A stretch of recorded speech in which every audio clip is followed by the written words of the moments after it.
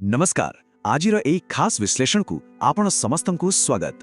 आज आमे एमिथ एक विषय पर आलोचना करने को जाऊँ जहाँ सतरे जीवन बदलाई देव। आमे शिव खेड़ांकर से अत्यंत लोकप्रिय दर्शन विषय कथा हेबा जहाँ आमको शिखाए जे सफलता कोनोसी लॉटरी बा भाग्यर खेल नुहे बरं एहा हेउछि आमर एक स्वेच्छाकृत चयन। सत कहबाकू गले एही तथ्यगुड़ी को बुझिबा एवं गोटे नुआ मानसिकता गढ़िबा बेश रोमांचकर हेबो। तेबे आरंभ करिबा। अच्छा आसंतु एही कथाटिकु टिके गभीर भावरे बुझिबा। विजेता माने किछि अलगा काम करंती नाही बरं से माने सेही काम को अलगा ढंगरे करंती।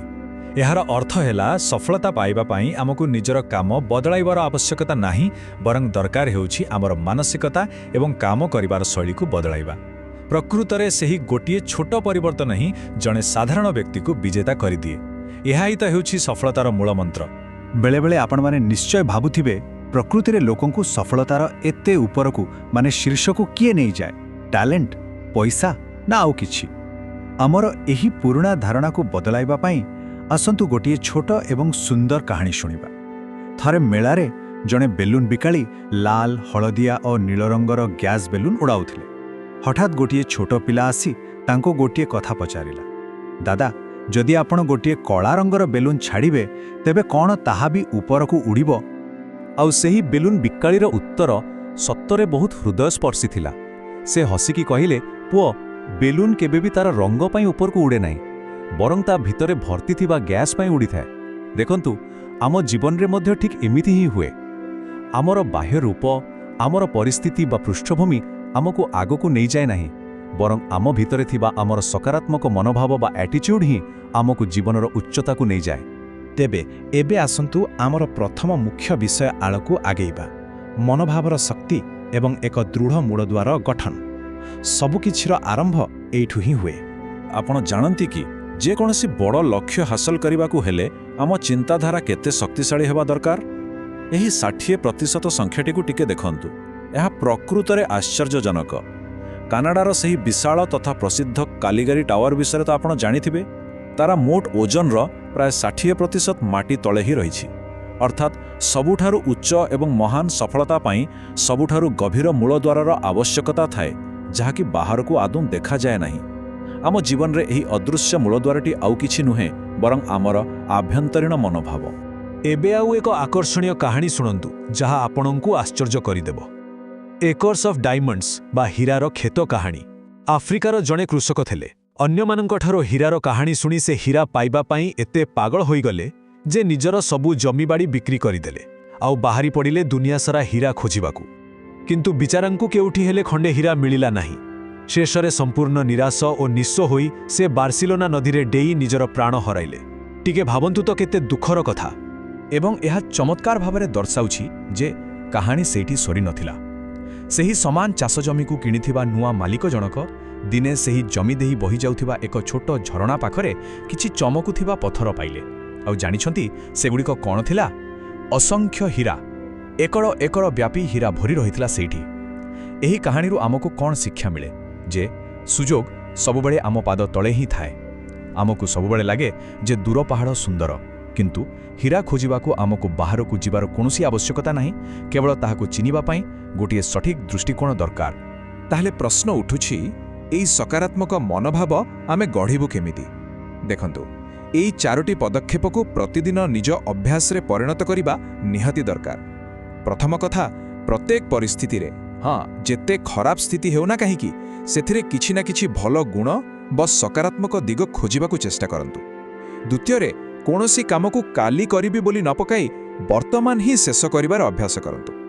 तृतीय रे आपणଙ୍କ पाखरे जहा अछि सेथिपाई सर्वदा ईश्वरଙ୍କ निकटरे कृतज्ञ रुहंतु। एवं शेषरे निजकु केबे भी सर्वज्ञानी न भाबी निरंतर किछि नुआ शिखिबारे व्यस्त रखंतु। बस एतिकी कले हेला। एबे आसंत जिबा आमर द्वितीय विभाग को, प्रकृत सफलता पाई रणनीति अर्थात विजयर रणनीति। कारण केवल इच्छा रखिले हबनी, सठिक प्लानिंग भी दरकार। सफलता कौन गोटे राति रे मिल जाए कि? आदौ नुहे। एहा हेउछि आमर लक्ष्य गुड़िकर एक निरंतर एवं प्रगतिशील प्राप्ति। अब्राहम लिंकन को जीवनर एही टाइमलाइन को थरे देखंतु, देखिले आश्चर्य लागिबो। 21 वर्ष बयस रे व्यवसाय रे विफल, 22 वर्षरे निर्वाचन रे पराजित, 27 वर्षरे भयंकर स्नायविक समस्या बा नर्वस ब्रेकडाउन କିନ୍ତୁ ଏତେ ସବୁ ପରେ ବି ସେ ହାରି ନଥିଲେ ଆଉ ଶେଷରେ 52 ବର୍ଷ ବୟସରେ ସେ ଆମେରିକାର ରାଷ୍ଟ୍ରପତି ହୋଇପାରିଥିଲେ। ଏଥିରୁ ସ୍ପଷ୍ଟ ପ୍ରମାଣିତ ହୁଏ ଯେ ପ୍ରତ୍ୟେକ ମହାନ ସଫଳତାର କାହାଣୀ ପଛରେ ଅନେକ ବଡ଼ ବଡ଼ ବିଫଳତାର କାହାଣୀ ଲୁଚି ରହିଥାଏ। ଯଦି ଆମେ ବିଜେତା ଏବଂ ପରାଜିତମାନଙ୍କର ମାନସିକତାକୁ ତୁଳନା କରିବା ତେବେ ଫରକଟା ପୁରା ସ୍ପଷ୍ଟ ଜଣାପଡ଼ିବ। ବିଜେତାମାନେ ସବୁବେଳେ କୌଣସି ପରିସ୍ଥିତିରେ କିଛି ନୂଆ ସମ୍ଭାବନା ଖୋଜନ୍ତି, ନିଜ କାମ ପ୍ରତି ପ୍ରତିଶ୍ରୁତିବଦ୍ଧ ହୁଅନ୍ତି ଆଉ ପୁରା ଟିମ୍ ସହ ମିଶି କାମ କରନ୍ତି। କିନ୍ତୁ ଅନ୍ୟପଟେ ପରାଜିତମାନେ ସେମାନେ ପ୍ରତିଟି ସମାଧାନରେ ଭି ସମସ୍ୟା ଖୋଜି ବାହାର କରିଦେବେ, କେବଳ ଫାଙ୍କା ପ୍ରତିଶ୍ରୁତି ଦେବେ ଆଉ ସବୁବେଳେ ଦଳଠାରୁ ଅଲଗା ରହିବାକୁ ଚେଷ୍ଟା କରିବେ। ଦୃଷ୍ଟିକୋଣର ବସ୍ ଏହି ଗୋଟିଏ ଛୋଟ ପରିବର୍ତ୍ତନ ହିଁ ସ୍ଥିର କରେ ଯେ ଆସୁଥିବା ବାଧାବିଘ୍ନ ଆମ ପାଇଁ ପ୍ରତିବନ୍ଧକ ହେବ ନା ସଫଳତାର ପାହାଚ ହେବ। କେବଳ ଗଧ ଭଳି ଖଟିଲେ ସବୁକିଛି ମିଳିଯାଏନି। ସେହି କାଠୁରିଆର କାହାଣୀ ତ ଆପଣମାନେ ଶୁଣିଥିବେ। 2 ଜଣ କାଠୁରିଆ ଥିଲେ, କିନ୍ତୁ ସେମାନଙ୍କ ଭିତରୁ ଜଣେ ସବୁବେଳେ ଅଧିକ କାଠ କାଟୁଥିଲା। ତାର ରହସ୍ୟ କ'ଣ ଥିଲା ଜାଣନ୍ତି? ସେ ଲଗାତାର ନ କାଟି ପ୍ରତିଟି ଗଛ କାଟିବା ପରେ ମାତ୍ର 2 ମିନିଟ୍ ବିଶ୍ରାମ ନେଉଥିଲା ଏବଂ ସେହି ସମୟରେ ନିଜ କୁରାଢ଼ୀରେ ଧାର ପକାଉଥିଲା। ଏଥିରୁ ଆମକୁ ବୁଝିବାକୁ ହେବ ଯେ କେବଳ କଠିନ ପରିଶ୍ରମ ଯଥେଷ୍ଟ ନୁହେଁ, ବରଂ ନିରନ୍ତର ପ୍ରସ୍ତୁତି ଏବଂ ନିଜ ଦକ୍ଷତାକୁ ଆହୁରି ତୀକ୍ଷ୍ଣ କରିବା ହିଁ ବିଜୟର ପ୍ରକୃତ ସୂତ୍ର ଅଟେ। ଆସନ୍ତୁ ଏବେ ତୃତୀୟ ବିଷୟ ଆଡ଼କୁ ଯିବା, ସକାରାତ୍ମକ ଆତ୍ମସମ୍ମାନ ଅର୍ଥାତ୍ ଜୀବନର ଦାଗକୁ କେମିତି ଆମେ ଚମକୁଥିବା ତାରକାରେ ପରିଣତ କରିପାରିବା। ଆମ ଭିତରେ ଥିବା ଆତ୍ମସମ୍ମାନ ଆମ ବାହାର ପ୍ରଦର୍ଶନକୁ କିପରି ନିୟନ୍ତ୍ରଣ କରେ ତାହା ବୁଝିବା ନିହାତି ଜରୁରୀ। ଏହାର ସବୁଠାରୁ ଜ୍ୱଳନ୍ତ ଉଦାହରଣ ହୋଇଛନ୍ତି ୱିଲ୍ମା ରୁଡୋଲ୍ଫ। ତାଙ୍କର ଏହି ଅବିଶ୍ୱସନୀୟ ଯାତ୍ରା କଥା ଟିକେ ଭାବନ୍ତୁ, ଯେଉଁ ଝିଅଟିକୁ ମାତ୍ର 4 ବର୍ଷ ବୟସରେ ପୋଲିଓ ହୋଇଯାଇଥିଲା।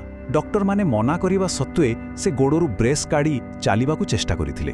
13 ବର୍ଷରେ ଯେତେବେଳେ ପ୍ରଥମେ ଦୌଡ଼ିଲେ ସେ ସୋବିଙ୍କ ପଛରେ ରହିଥିଲେ। କିନ୍ତୁ ଆଶ୍ଚର୍ଯ୍ୟର କଥା ଦେଖନ୍ତୁ, ସେହି ସମାନ ଝିଅଟି 1960 ଅଲିମ୍ପିକ୍ସରେ 3ଟି ସ୍ୱର୍ଣ୍ଣ ପଦକ ଜିତି ବିଶ୍ୱ ରେକର୍ଡ କରିଦେଲେ।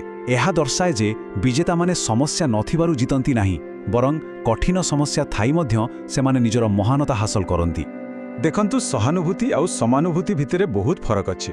ଥରେ ଗୋଟିଏ ଛୋଟ ପିଲା ଦୋକାନରୁ ଏକ ଛୋଟା କୁକୁର ଛୁଆକୁ କିଣିବାକୁ ଜିଦ୍ କଲା। ଦୋକାନୀ ବାରଣ କରି କହିଲେ ଯେ ସେ କୁକୁରଟି ଦୌଡ଼ି ପାରିବାନି, ତୁମ ସହ ଖେଳିପାରିବନି। କିନ୍ତୁ ପିଲାଟି ନିଜ ପ୍ୟାଣ୍ଟକି ଦେଖାଇଲା ଯେ ତାର ଗୋଟିଏ ଗୋଡ଼ ମଧ୍ୟ ଖରାପ ଅଛି। ସେ କହିଲା, ମୁଁ ମଧ୍ୟ ଭଲ ଭାବେ ଚାଲିପାରେ ନାହିଁ, ତେଣୁ ଏହି କୁକୁରଟିର କଷ୍ଟ ମୁଁ ଭଲ ଭାବେ ଅନୁଭବ କରିପାରିବି।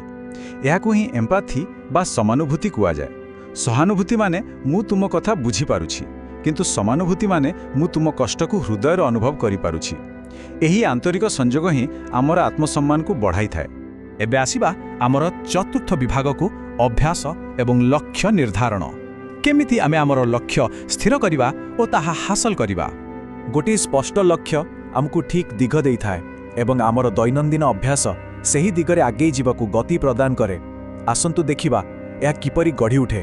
ଆମ ମନରେ ଆସୁଥିବା ଗୋଟିଏ ଛୋଟ ଚିନ୍ତାଧାରା କିପରି ଆମ ଜୀବନ ବଦଳାଇ ଦିଏ ତାହା ଜାଣିବା ଦରକାର। ପ୍ରଥମେ ଗୋଟିଏ ଚିନ୍ତାଧାରା ଆସେ, ତାହା କାର୍ଯ୍ୟରେ ପରିଣତ ହୁଏ। ସେହି କାର୍ଯ୍ୟକୁ ବାରମ୍ବାର କଲେ ତାହା ଅଭ୍ୟାସରେ ବଦଳିଯାଏ ଆଉ ସେହି ଅଭ୍ୟାସରୁ ଆମର ଚରିତ୍ର ଗଠନ ହୁଏ ଏବଂ ଶେଷରେ ସେହି ଚରିତ୍ର ହିଁ ଆମର ଭାଗ୍ୟ ନିର୍ଦ୍ଧାରଣ କରେ। ଲକ୍ଷ୍ୟ ସ୍ଥିର କରିବା କଥା ଉଠିଲେ ମହାଭାରତର ସେହି ପ୍ରାଚୀନ ତୀରନ୍ଦାଜୀ କାହାଣୀ ମନକୁ ଆସିଯାଏ। ଗୁରୁ ଦ୍ରୋଣାଚାର୍ଯ୍ୟ ନିଜ ଶିଷ୍ୟମାନଙ୍କୁ ଗଛରେ ଥିବା ଏକ କାଠ ଚଢ଼େଇର ଆଖିକୁ ଲକ୍ଷ୍ୟ କରିବାକୁ କହିଥିଲେ। ଯେତେବେଳେ ପ୍ରଥମ ଶିଷ୍ୟଙ୍କୁ ପଚରାଗଲା ସେ କ'ଣ ଦେଖୁଛନ୍ତି, ସେ ଉତ୍ତର ଦେଲେ ଯେ ସେ ଗଛ, ଡାଳ, ପତ୍ର, ଆକାଶ ଏବଂ ସେହି ଚଢ଼େଇକୁ ବି ଦେଖିପାରୁଛନ୍ତି।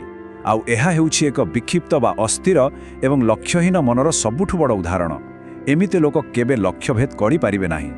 କିନ୍ତୁ ଯେତେବେଳେ ଅର୍ଜୁନ ଅର୍ଥାତ୍ ଦ୍ୱିତୀୟ ଶିଷ୍ୟଙ୍କୁ ସମାନ ପ୍ରଶ୍ନ ପଚରାଗଲା, ସେ ପୁରା ଏକାଗ୍ରତାର ସହ ଉତ୍ତର ଦେଲେ ଯେ ଗୁରୁଦେବ, ମୋତେ କେବଳ ସେହି କାଠ ଚଢ଼େଇର ଆଖି ଛଡ଼ା ଆଉ କିଛି ବି ଦେଖାଯାଉ ନାହିଁ। ଏହି କାହାଣୀରୁ ଆମକୁ ଶିଖିବାକୁ ମିଳେ ଯେ ପ୍ରକୃତ ଲକ୍ଷ୍ୟ ହାସଲ କରିବା ପାଇଁ ମନରେ ଏହିଭଳି ନିରନ୍ତର ଏବଂ ଅଖଣ୍ଡ ଏକାଗ୍ରତାର ଆବଶ୍ୟକତା ରହିଛି। ସବୁଆଡ଼େ ନଜର ପକାଇଲେ କେବେ ବି ଲକ୍ଷ୍ୟ ମିଳିବନି। ଏବେ ଆମେ ପହଞ୍ଚି ଗଲୁଣି ଆମର ଅନ୍ତିମ ତଥା ପଞ୍ଚମ ବିଭାଗରେ, ମୂଲ୍ୟବୋଧ, ଦୂରଦୃଷ୍ଟି ଏବଂ ପରମ୍ପରା। ଏହାର ଅର୍ଥ ହେଲା ସଠିକ୍ କାରଣ ପାଇଁ ସବୁବେଳେ ସଠିକ୍ କାର୍ଯ୍ୟ କରିବା। ଦେଖନ୍ତୁ, ଜିତିବାର ପ୍ରକୃତ ଉଦ୍ଦେଶ୍ୟ କ'ଣ ହେବା ଉଚିତ ଏବଂ ଆମେ ସମାଜ ପାଇଁ ନିଜ ପଛରେ କି ପ୍ରକାର ଉଦାହରଣ ଛାଡ଼ିଯିବା ଉଚିତ ତାହା ଆମର ମୂଲ୍ୟବୋଧ ଉପରେ ନିର୍ଭର କରେ। ଆସନ୍ତୁ ଏହି 3ଟି ଶକ୍ତିଶାଳୀ ଘଟଣା ଉପରେ ଟିକେ ନଜର ପକାଇବା। ଜଣେ ଅଲିମ୍ପିକ୍ ନାବିକ ଲରେନ୍ସ ଲେମ୍ୟୁକ୍ସ ଦୌଡ଼ ମଝିରୁ ନିଜର ପ୍ରତିଦ୍ୱନ୍ଦ୍ୱୀର ଜୀବନ ବଞ୍ଚାଇବାକୁ ନିଜର ସ୍ୱର୍ଣ୍ଣ ପଦକର ଆଶା ଛାଡ଼ିଦେଲେ। ଅନ୍ୟ ଜଣେ ଖେଳାଳି ରୁବେନ ଗଞ୍ଜାଲେସ୍ କେବଳ ସଚ୍ଚୋଟତା ପାଇଁ ମ୍ୟାଚ୍ ପଏଣ୍ଟରେ ଥାଇ ମଧ୍ୟ ରେଫେରୀଙ୍କୁ କହିଲେ ଯେ ତାଙ୍କ ସଟ୍ ଆଉଟ୍ ଥିଲା। ଏବଂ ଜଣେ ସେଲ୍ସମ୍ୟାନ୍ ଜଣେ ଅନ୍ଧ ବାଳିକାର ନଷ୍ଟ ହୋଇଥିବା ଫଳର ମୂଲ୍ୟ ନିଜ ପକେଟରୁ ଦେବାକୁ ଯାଇ ନିଜର ଫ୍ଲାଇଟ୍ ମିସ୍ କରିଦେଲେ। ଏଥିରୁ ପ୍ରମାଣିତ ହୁଏ ଯେ ଜିତିବା ଗୋଟିଏ ସାଧାରଣ ଘଟଣା ହୋଇପାରେ, କିନ୍ତୁ ବିଜେତା ହେବା ହେଉଛି ନିଜର ଚରିତ୍ରର ଏକ ମହାନ ପରିଚୟ ଦେବା। ତେଣୁ ଏଠାରେ ସବୁଠାରୁ ଗୁରୁତ୍ୱପୂର୍ଣ୍ଣ ବିଷୟ ହେଉଛି ଏହି ବ୍ରିଜ୍ ବିଲ୍ଡର ବା ପୋଲ୍ ନିର୍ମାତା କବିତାଟି। ଜଣେ ବୃଦ୍ଧ ବ୍ୟକ୍ତି ଗୋଟିଏ ବିପଦପୂର୍ଣ୍ଣ ନଦୀକୁ ସୁରକ୍ଷିତ ଭାବେ ପାର ହେବା ପରେ ମଧ୍ୟ ପଳାଇ ନ ଯାଇ ଅନ୍ୟମାନଙ୍କ ସୁବିଧା ପାଇଁ ସେଠାରେ ରହି ଏକ ପୋଲ୍ ନିର୍ମାଣ କଲେ। ସଫଳ ଲୋକମାନେ ଠିକ୍ ଏହିପରି ଭାବରେ କାମ କରନ୍ତି। ସେମାନେ କେବଳ ନିଜ ପାଇଁ ବଞ୍ଚନ୍ତି ନାହିଁ, ବରଂ ନିଜ ପଛରେ ଆସୁଥିବା ପିଢ଼ି ପାଇଁ ମଧ୍ୟ ଏକ ସୁଗମ ପଥ ଏବଂ ଏକ ମହାନ ପରମ୍ପରା ଛାଡ଼ିଯାଆନ୍ତି। ଶେଷରେ ଏହି ଗୋଟିଏ ପ୍ରଶ୍ନ ନିଜକୁ ନିଶ୍ଚୟ ପଚାରନ୍ତୁ, ଆମେ କ'ଣ ଏମିତି କିଛି ଭଲ କାମ କରୁଛେ ଯେଉଁଥିପାଇଁ ଆମେ ନଥିଲା ବେଳେ ଦୁନିଆ ଆମକୁ ମନେ ପକାଇବ? ଆମେ କେବଳ ସମାଜରୁ ସବୁ କିଛି ନେଇନାହୁଁ, ବରଂ ସମାଜକୁ କିଛି ଦେଇଛୁ ବୋଲି ପ୍ରମାଣ କରିବା ହିଁ ଆମ ଜୀବନର ଲକ୍ଷ୍ୟ ହେବା ଉଚିତ। ଆଜିର ଏହି ତଥ୍ୟଭିତ୍ତିକ ବିଶ୍ଳେଷଣରୁ ଆମେ ବହୁତ କିଛି ଗଭୀର ବିଷୟ ବୁଝିବାକୁ ପାଇଲେ। ମୁଁ ନିଶ୍ଚିତ ଯେ ଏହା ଆପଣମାନଙ୍କୁ ଭଲ ଲାଗିଥିବ। ଏହି ବିଷୟର ଆହୁରି ଅଧିକ ଜାଣିବା ପାଇଁ ଏବଂ ନିଜର ଦୃଷ୍ଟିକୋଣକୁ ସମ୍ପୂର୍ଣ୍ଣ ବଦଳାଇବା ପାଇଁ ଶିବ ଖେଡ଼ାଙ୍କ ମୂଳ ପୁସ୍ତକକୁ ଥରେ ନିଶ୍ଚୟ ପଢ଼ନ୍ତୁ। ଏହି ସୁନ୍ଦର ଯାତ୍ରାର ଆମ ସହିତ ଶେଷ ଯାଏଁ ଯୋଡ଼ି ହୋଇ ରହିଥିବାରୁ ଆପଣ ସମସ୍ତଙ୍କୁ ଅନେକ ଅନେକ ଧନ୍ୟବାଦ।